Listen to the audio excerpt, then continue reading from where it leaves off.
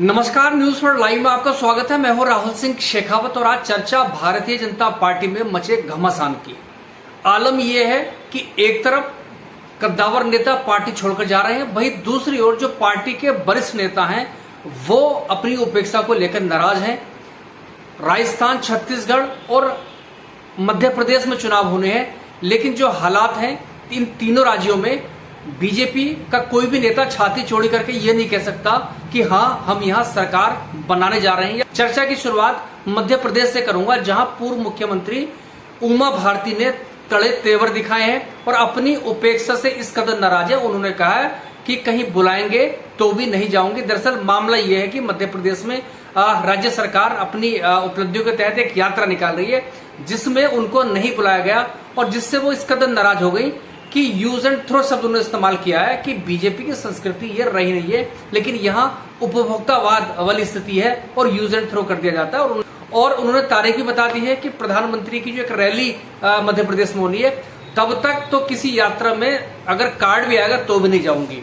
और उपेक्षा की बाबत वो साफ तौर पर कह रही है कि जो स्थानीय नेता हैं उनके पास जवाब नहीं है, लेकिन क्या कुछ चल रहा है बोले जाके जेपी नड्डा या अमित शाह से पूछिए, तेवर के साथ उन्होंने कहा है। तो आप समझ सकते हैं कि बीजेपी में दरअसल चल क्या रहा है। और इससे पहले हाल में ही एक जो विधायक है मध्य प्रदेश के शेखावत, वो पार्टी छोड़ चुके हैं। उसके अलावा उनके पहले कई नेता, कद्दावर नेता जिसमें सांसद या विधायक है, वो पार्टी छोड़ चुके हैं। और इनको भी छोड़ दें तो ज्योतिरादित्य सिंधिया जो कि कांग्रेस छोड़कर बीजेपी में आए थे, उनके खिलाफ एक तरह से बगावत की स्थिति बीजेपी के अंदर है। और इन सारे हालात को देखकर दिग्विजय सिंह का वो जुमला याद आता है जब उन्होंने कहा था कि बीजेपी में दरअसल 3 या 4 बीजेपी हैं, एक शिवराज की है, एक महाराज मतलब सिंधिया की है और एक उमा भारती का जिक्र शायद उन्होंने किया था, और उसके अलावा एक बीजेपी सबके सामने जिसमें अलग अलग उनके गुट हैं। मतलब यह है कि गुटबाजी से बीजेपी मध्य प्रदेश में जूझ रही है। और उसके अलावा दूसरी स्थिति है कि मोदी अमित शाह के युग में जो पुराने नेता हैं वो दरअसल पच नहीं पा रहे हैं या उनकी जगह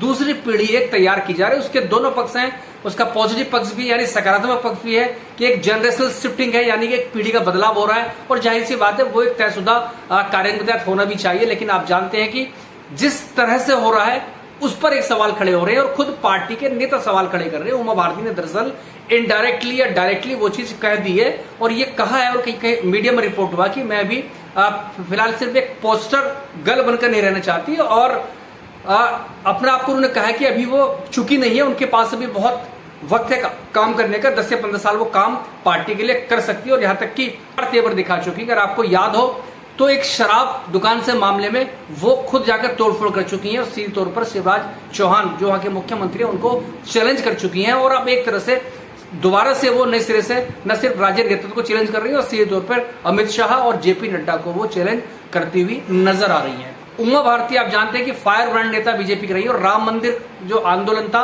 आंदोलन था उसमें उनका उभार हुआ था। और उसके बाद बीजेपी मध्य प्रदेश में दिग्विजय सिंह की जो लगातार 10 साल सरकार थी उसको उखाड़ फेंकने में उनका सबसे बड़ा उनके आभा मंडल का योगदान रहा था। और उसके बाद वो मुख्यमंत्री बनी थी और एक कर्नाटक से जुड़े मामले में उनसे इस्तीफा लिया गया था और उसके बाद वो बीजेपी की मुख्य धारा से कहीं ना कहीं धीमे धीमे कटती गई। हालांकि मोदी पार्ट 1 जो पहले सरकार थी उसमें वो मंत्री रही हैं। उमा भारती पहले एक बार बीजेपी छोड़ चुकी है, भारतीय जनशक्ति पार्टी बना चुकी है। हालांकि बीजेपी की सरकार बावजूद उसके बन गई थी, लेकिन अब वो स्थिति दरअसल है नहीं। वो पहली बात थी। आज की स्थिति यह है कि एंटी इनकम्बेंसी मध्य प्रदेश में बहुत है, क्योंकि शिवराज चौहान अगर कमलनाथ का 14-15 महीने का कार्यकाल छोड़ दें तो मोटे तौर पर उमा भारती के बाद लगातार शिवराज चौहान मध्य प्रदेश के मुख्यमंत्री रहे हैं। तो जाहिर सी बात है एंटी इनकम्बेंसी जबरदस्त है और जबरदस्त काम कर रही है, सड़कों पर दिख रही है। और कांग्रेस की स्थिति तुलनात्मक रूप से बेहतर है। और इसके इतर ज्योतिरादित्य सिंधिया के खिलाफ पार्टी में बगावत की स्थिति है। जैसे ही टिकटों का खुलासा होगा उसके बाद लगता ही है कि बगावत बढ़ेगी। वजह यह कि एक आप जानते हैं कि 2 जो अभी हाल में कुछ टिकट की जो पहली लिस्ट जारी की थी उसमें से एक सिंधिया समर्थक का टिकट काटा भी गया और कुछ सिंधिया समर्थक पार्टी छोड़कर जा चुके हैं, कांग्रेस में वापस जा रहे हैं। तो स्थिति यह है कि वो भी असहज है। वजह यह कि वो मुख्यमंत्री बनने की उनकी ख्वाहिश रही है, हमेशा कांग्रेस में भी थे, नहीं हो पाई तो इधर आ गए थे। लेकिन यहां आप जानते हैं कि उनको केंद्रीय मंत्री जरूर बना गया, लेकिन अब हालात उनके लिए बहुत अनुकूल नहीं है। सरकार हालांकि उन्होंने गिराने में सफलता पाई, तो जिसका डिविडेंड मंत्री के तौर पर उनको मिला था। लेकिन अब स्थिति यह है कि उपचुनाव हुए थे, जब बगावत करने के बाद 22 से 23 जो विधायक थे उनको टिकट सबको मिल गए थे, कुछ हार गए थे, ज्यादातर जीत गए थे। लेकिन अब दोबारा से आम चुनाव जब 2023 में अब जब होना है नवंबर में या अक्टूबर में, तो उसमें उनको टिकट सबको मिलेगा, इस बात की गारंटी नहीं है। तो लिहाजा ज्योतिरादित्य सिंधिया खुद असहज हैं और उनको एक तरह से कहीं ना कहीं वो भी एक कोने पर नजर आ रहे हैं। और जो कमेटी अभी तक वहां भी गठित हुई है राजस्थान की तरह, वहां भी उनको कोई बहुत प्रमुखता या उनके नेतृत्व में कोई कमेटी नहीं बनाई गई। एक आध कमेटी में उनको सदस्य जरूर बना गया। मतलब यह है कि स्थिति बीजेपी की बहुत अच्छी नहीं है। और मध्य प्रदेश की बात करें तो जो आरएसएस की एक तरह से लेबोरेटरी कहा जाता है और बीजेपी का एक बहुत बड़ा गढ़ सांगठनिक तौर पर कहा जाता है, वजह है कि कुशाभाऊ ठाकरे मध्य प्रदेश से रहे हैं और पार्टी के राष्ट्रीय अध्यक्ष भी रहे हैं और उनके समय से बीजेपी वहां पर सांगठनिक तौर पर मजबूत हुआ करती थी, मजबूत रही है। और आज स्थिति यह है कि अमित शाह और नरेंद्र मोदी के युग में जो बीजेपी है, एक दरअसल नई बीजेपी है, जो पुरानी परंपरागत या कन्वेंशनल बीजेपी है, वो बीजेपी दरअसल अब है नहीं या उसको रखा नहीं गया है। अब जो बीजेपी जिस तरह की बन गई है उसमें आक्रामकता है और उसमें जो था पीढ़ी नई लाई जा रही है और पुरानों को सबको एक तरह से जो मार्गदर्शक मंडल एक बनाया गया है उसमें सबको धकेला जाए। लेकिन कुछ तो चुपचाप चले जा रहे हैं। आपको बखूबी मालूम है कि लाल कृष्ण आडवाणी, मुरलीधर जोशी जो पार्टी के राष्ट्रीय अध्यक्ष रहे हैं, एक जमाने में नारा लगा करता था भाजपा की 3 धरोहर अटल, आडवाणी, मुरली मनोहर। तो अटल जी अब है नहीं और बाकी जो 2 नेता है वो दोनों आप जानते हो कि कभी कभार उनका फोटो देखने को मिल जाता है। और स्थिति राज्य स्तर पर यह है कि पीढ़ी का बदलाव हो रहा है। इसमें कोई दो राय नहीं है कि शिवराज चौहान बहुत लोकप्रिय नेता रहे हैं, उनका अपना लोगों से कनेक्ट रहा है। लेकिन कहते हैं ना, हर ब्रांड की एक एक्सपायरी डेट होती है, तो वो उस लिहाज से एक तो मोदी शाह के तौर पर उनको आगे बहुत ज्यादा पसंद अब नहीं किया जा रहा। लगता नहीं है कि उनको आगे मौका दिया जाएगा, क्योंकि मुख्यमंत्री के चेहरे के तौर पर उनको प्रस्तुत नहीं किया जाना। अमित शाह ने सीधे तौर पर मध्य प्रदेश की कमान संभाल रखी है। तो उस लिहाज से देखें तो शिवराज चौहान वो भी उनका भी जो करिश्मा था, कद था, वो पार्टी में मुख्यमंत्री जरूर है, लेकिन वो पहले वाली स्थिति उनकी नहीं है।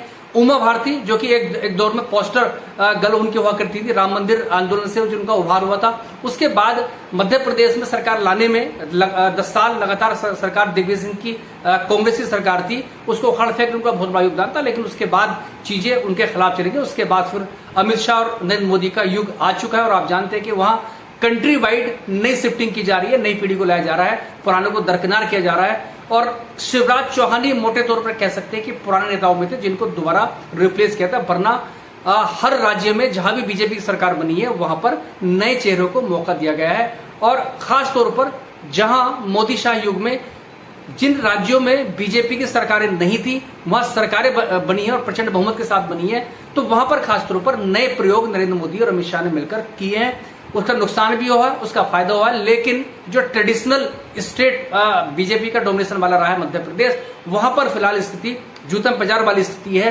और 2 विधानसभा चुनाव में हार के बाद भारतीय जनता पार्टी की चीजें बदल रही हैं। हिमाचल प्रदेश में आप जानते हैं कि बीजेपी की हार हुई थी और उसके बाद कर्नाटक में बीजेपी की जबरदस्त हार हुई थी। और इन दोनों राज्यों में बीजेपी की सरकारें थी, सरकारें चली गई और कांग्रेस की सरकार बन गई।